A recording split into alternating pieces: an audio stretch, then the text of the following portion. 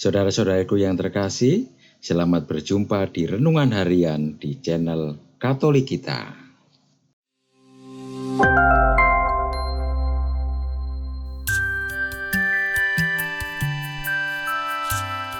Hari ini, Jumat, 9 Mei 2025, Pekan ketiga Paskah. Bacaan pertama. Bacaan diambil dari Kisah Para Rasul, bab 9, ayat 1 sampai dengan 20. Ketika pecah penganiayaan terhadap jemaat, hati Paulus berkobar-kobar untuk mengancam dan membunuh murid-murid Tuhan.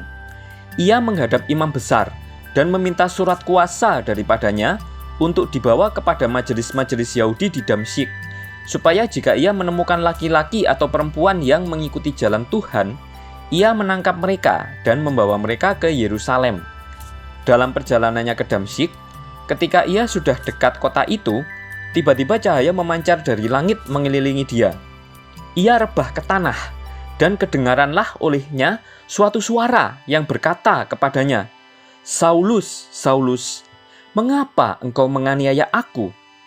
Jawab Saulus, "Siapakah engkau, Tuhan?" Katanya, "Akulah Yesus yang kau aniaya itu. Tetapi bangunlah dan pergilah ke dalam kota. Di sana akan dikatakan kepadamu apa yang harus kau perbuat." Maka termangu-mangulah temannya seperjalanan, karena mereka memang mendengar suara itu, tetapi tidak melihat seorang juga pun. Saulus bangun dan berdiri, lalu membuka matanya, tetapi ia tidak dapat melihat apa-apa. Teman-temannya harus menuntun dia masuk ke Damsyik. 3 hari lamanya, Saulus tidak dapat melihat, dan 3 hari lamanya ia tidak makan dan minum. Di Damsyik ada seorang murid Tuhan bernama Ananias. Firman Tuhan kepadanya dalam suatu penglihatan, "Ananias." Jawabnya, "Ini aku, Tuhan." Firman Tuhan, "Pergilah ke jalan yang bernama Jalan Lurus, dan carilah di rumah Yudas, seorang dari Tarsus, yang bernama Saulus. Ia sekarang berdoa, dan dalam suatu penglihatan ia melihat bahwa seorang yang bernama Ananias masuk ke dalam dan menumpangkan tangannya ke atasnya, supaya ia dapat melihat lagi."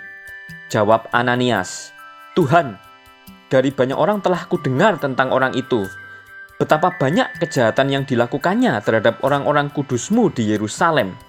Dan ia datang kemari dengan kuasa penuh dari imam-imam kepala untuk menangkap semua orang yang memanggil nama-Mu. Tetapi firman Tuhan kepadanya, 'Pergilah, sebab orang ini adalah alat pilihan bagiku untuk memberitakan namaku kepada bangsa-bangsa lain, kepada raja-raja dan orang-orang Israel. Aku sendiri akan menunjukkan kepadanya betapa banyak penderitaan yang harus ia tanggung oleh karena namaku.' Lalu pergilah Ananias ke situ dan masuk ke rumah itu.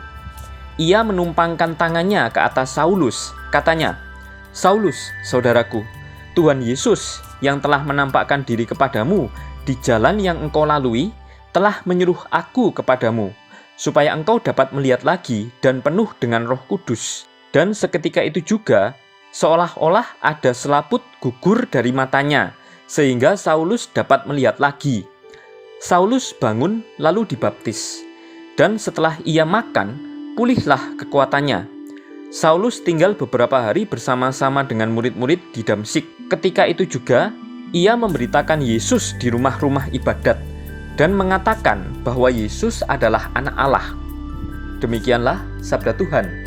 Syukur kepada Allah. Bacaan Injil.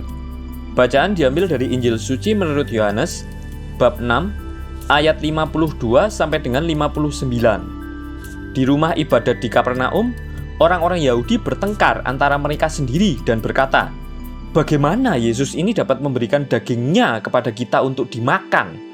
Maka kata Yesus kepada mereka, "Aku berkata kepadamu, sesungguhnya jikalau kamu tidak makan daging Anak Manusia dan minum darahnya, kamu tidak mempunyai hidup di dalam dirimu. Barang siapa makan dagingku dan minum darahku, ia mempunyai hidup yang kekal, dan aku akan membangkitkan dia pada akhir zaman. Sebab dagingku adalah benar-benar makanan, dan darahku adalah benar-benar minuman.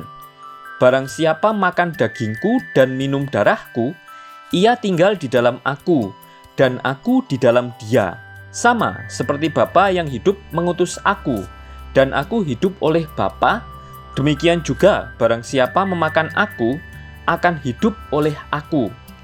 Akulah roti yang telah turun dari surga, bukan roti seperti yang dimakan nenek moyangmu, dan mereka telah mati. Barang siapa makan roti ini, ia akan hidup selama-lamanya. Semuanya ini dikatakan Yesus di Kapernaum ketika ia mengajar di rumah ibadat. Demikianlah sabda Tuhan. Terpujilah Kristus. Dalam bacaan pertama, dalam perjalanan ke Damsyik, Saulus dipertobatkan dari penganiaya umat Kristiani. Ia menjadi pewarta iman akan Yesus. Cahaya memancar tiba-tiba sebagai wujud kehadiran Allah. Perjumpaan dengan Ananias mencelikkan matanya, dan ia melihat dunia secara baru. Dalam bacaan Injil, Yesus menjadi santapan rohani bagi umatnya. Tubuh dan darahnya menjadi satu dengan umatnya. Ia mengasihi dengan cinta yang sempurna. Demikian juga umatnya. Hendaklah hidup dalam semangat cinta kasih yang sempurna juga. Setiap orang beriman pasti mempunyai pengalaman iman yang mengubah hidup. Kita perlu menemukan pengalaman iman itu dan menyadari betapa besar kasih Allah kepada kita. Hanya Allah yang dapat mengobarkan semangat pelayanan kasih kita kepada sesama. Ekaristi yang kita rayakan setiap hari menjadi pengalaman iman yang sangat membantu kita untuk terus bertumbuh dalam kasih Allah. Sudahkah kita menyadari kekuatan kasih yang mengalir dari Ekaristi? Santo Georgius atau Georg Preka. Georgius Preka lahir di La Valletta, Malta pada 12 Februari 1880 sebagai anak ketujuh dari 9 bersaudara dari pasangan Vincenzo Preka, seorang pedagang dan petugas kesehatan, dan Natalia Serafolo. Ia dibaptis pada 17 Februari 1880 di Paroki Maria Bunda Karmel oleh Pastor Vincent Cousin. Dalam hidupnya, ia adalah seorang anak yang lemah karena berbagai penyakit yang dideritanya. Namun dalam masa pertumbuhannya, orang tuanya senantiasa memperkenalkan iman Kristiani kepadanya. Hal ini membuatnya tumbuh menjadi remaja saleh dan tak pernah melewatkan tugasnya sebagai pelayan altar.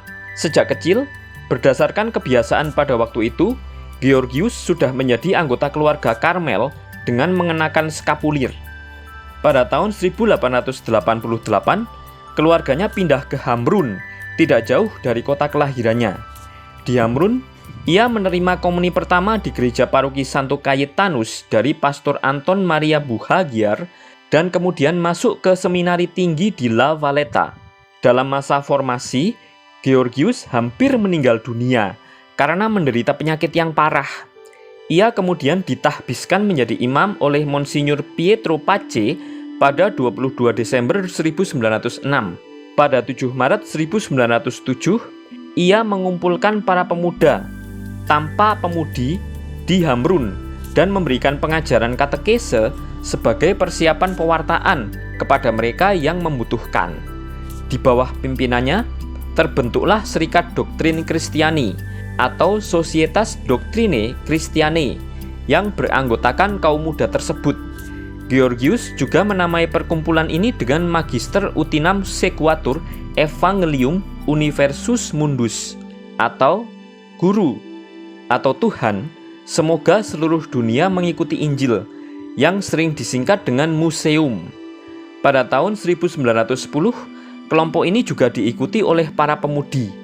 Pada tahun 1916, Uskup Mauro Caruana melakukan penyelidikan dan akhirnya memberikan pengakuan pada 12 April 1932. Ia kemudian menjadi anggota Ordo Karmel ketiga pada 21 Juli 1918 dan mengucapkan kaul 1 tahun sesudahnya atau September 1919. Ia mengambil nama Franciscus. Semua anggota museum yang dibimbingnya mengenakan skapulir Ordo Karmel tanpa dimintanya. Pada tahun 1957, ia mengusulkan 5 misteri baru dalam doa Rosario yang disebutnya dengan peristiwa cahaya yang kemudian diperkenalkan oleh Paus Yohanes Paulus II. Selama hidupnya, ia banyak menulis buku mengenai dogma, moral, dan spiritualitas. Georgius Preka meninggal dunia pada 26 Juli 1962 di Santa Venera, Malta. Proses beatifikasinya sudah dimulai sejak 13 Maret 1975 oleh Paus Paulus ke-6. Pada 28 Juni 1999, ia digelari venerabilis dan kemudian dibeatifikasi pada 9 Mei 2001 oleh Paus Yohanes Paulus II saat kunjungan apostolik ke Malta. Dalam khotbahnya kala itu, Bapak Suci menyebutnya Rasul Kedua Malta. Pada 3 Juni 2007, ia dikanonisasi oleh Paus Benediktus ke-16. Ia dikenang oleh Gereja Katolik setiap 9 Mei. Refleksi, kaum muda adalah masa depan gereja. Inilah alasan ia berjuang menyelamatkan iman kaum muda Malta. Kesetiaannya ini membuat ia dikenang sebagai Rasul Kedua Malta. Tulisan oleh Frater George Mario Soge Ocarm. Marilah kita berdoa. Allah Bapa Maha Kuasa, kami telah menerima rahmat kebangkitan Kristus. Semoga berkat bantuan cinta kasih Roh Kudus, kami mampu bangkit menuju kebaruan hidup dengan pengantaraan Tuhan kami, Yesus Kristus, yang hidup dan berkuasa, kini dan sepanjang masa. Amin.